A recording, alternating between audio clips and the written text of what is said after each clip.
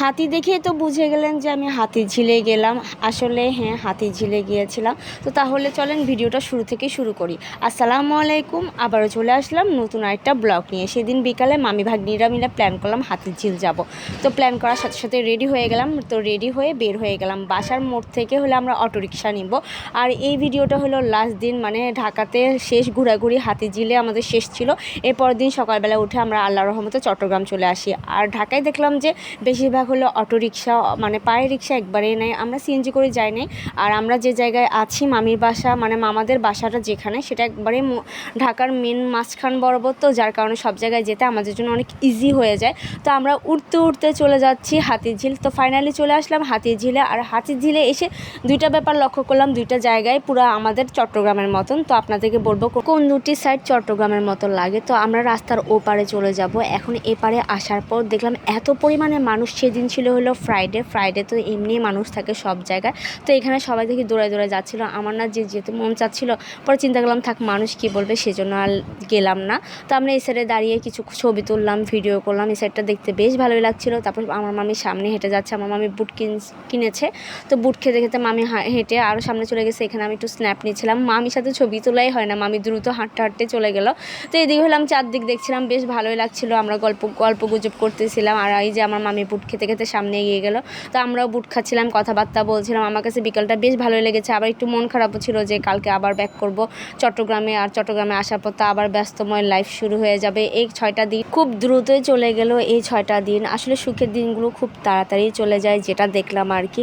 এরপরে শুরু হয়ে যাবে ব্যস্তময় লাইফ। আর এই কয়েকদিন মামির সাথে ঘুরে অনেক মজা হয়েছে, অনেক ভালো লেগেছে। থ্যাংক ইউ মামি, এত সুন্দর সুন্দর প্লেসগুলো আমাদেরকে ঘুরে বেড়ানোর জন্য। এরপরে আমরা সামনে এগিয়ে যাওয়ার পর আমার কাছে এই জায়গাটা দেখতে অনেকটুকু সিআরবির মতো লাগছে।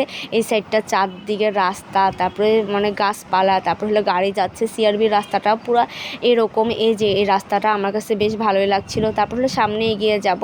অনেক পরিমাণে মানুষ ছিল, শুক্রবার বলে কথা। তো আমরা হাঁটতে অনেক দূর হাঁটলাম, কিন্তু হাতির দেখাই পাচ্ছি না। আমি শুধু ওয়েট করছিলাম কখন হাতি দেখবো, কখন হাতি দেখবো। হাতির ঝিলে এসেছি, যদি হাতিকে না দেখি তাহলে কেমনে কি। আমি তো ফার্স্টে মনে করেছিলাম যে হাতির ঝিলে কোনো হাতি নাই, না, পরে আমার ধারণা ভুল। আমাদের টাইগার পাসে যেমন টাইগার আছে, তেমন হাতির ঝিলেও কিন্তু হাতি আছে। তারপর আমরা এখানে হাঁটার পর দেখলাম যে একটা সুন্দর রেস্টুরেন্ট। তো রেস্টুরেন্টটা দেখে বেশ ভালোই লেগেছে। এখানে কিছু ভিডিও করেছিলাম, ছবি তুলেছিলাম। তারপরে হলে আমরা এখান থেকে বের হয়ে যাব, বের হয়ে সামনে চলে যাব। তো সামনে যাওয়ার পর অনেক দূর এগিয়ে কিন্তু আমরা হাতির দেখা পেয়েছিলাম, অনেক অপেক্ষার পর।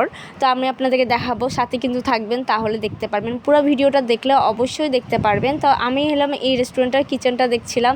এখানে দেখলাম যে চারদিকে হলো গাছপালা ভরা। রেস্টুরেন্টটা অনেক সুন্দর। তো আমরা একটু মিরর ভিডিও করে নিলাম। তারপর হলো এখান থেকে বের হয়ে এগিয়ে যাচ্ছিলাম, এই সাইডটা দেখছিলাম। আসলে অন্ধকার হয়ে আসছি, সেই বিকালবেলা এসেছি, এখন হলো সন্ধ্যা নেমে আসছে।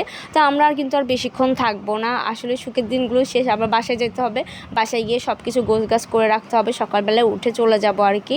তো সেজন্য আমরা এই সাইডে ঘুরতেছিলাম। আর মামি দেখাচ্ছিল চারদিক। এখানে দেখলাম যে সবাই সিটে বসেছিল, আমরাও কিছুক্ষণ বসেছিলাম।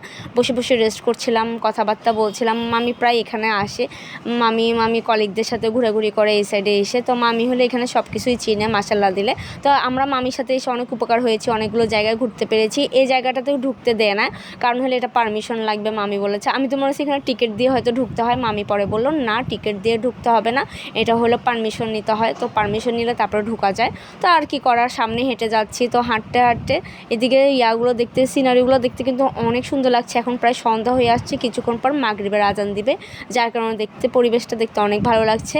তো আমরা হলাম সামনে আবার হেঁটে যাচ্ছি। দেখেন ওই যে দূর থেকে হাতি দেখা যাচ্ছে। তো রাস্তা ক্রস করে এখানে বসেছিলাম, তো হাতির এই সাইডে। তারপর হলো ঘুরে যাব। ঘুরে যেতে আমার এই সাইডটা পুরাই কমন লেগেছে, মনে হচ্ছে যে আমি চট্টগ্রামে বিপ্লব উদ্যানে চলে এসেছি, 2 নম্বর গেটে। আমার কাছে পুরাই অনেকটুকু মিল লেগেছে। ওই সাইডটা পুরাই দেখতে মনে হচ্ছে বিপ্লব উদ্যানের মতন। তো আমরা এই সাইডে যাওয়ার পর মামি আমাদেরকে একটা জিনিস খাওয়াবে। মামি এখানে প্রায় খায় জুস। আমি সচরাচর রাস্তাঘাটে কোনো পানি খাই না, কোনো প্রকারের জুস শরবত কিছুই খাই না। আমি এই জিনিসটা অনেক অ্যাভয়েড করি। ফুচকা খেলেও আমি কোনো সময় পানি টানি খাই না তেমন একটা। এই জিনিসগুলো আমার তেমন একটা পছন্দ না। কিন্তু আমার মামির রিকোয়েস্টে আমরা এই শরবতটা খেয়েছি, ফ্রুটসের শরবত। আমার কাছে বেশ ভালোই লেগেছে। এই ফ্রুটসের শরবতটা আমি চট্টগ্রামে কোথাও দেখিনি। কেউ যদি দেখে থাকেন বা কোন লোকেশনে বিক্রি করা, অবশ্যই আমাকে কমেন্ট বক্সে জানাতে পারেন। আমি খাই না, আমার কাছে অনেক ইউনিক লেগেছে। জুসটা খেতে কিন্তু বেশ ভালোই লেগেছে। থ্যাংক ইউ মামিকে এত সুন্দর একটা জুস সাজেস্ট করার জন্য। মামিই বলেছে উনি সবসময় এখানে এসে খাওয়া দাওয়া করো না কলিগদের সাথে, তো উনি টাইম স্পেন্ড করে, সেজন্য আমাদেরকে বলেছিল এই জুসটা খেয়ে দেখো, এটা অনেক মজা। তো খেলাম, খেতে খেতে আজকের ব্লগটা শেষ করছি। আসসালামু আলাইকুম সবাইকে, থ্যাংকস ফর ওয়াচিং।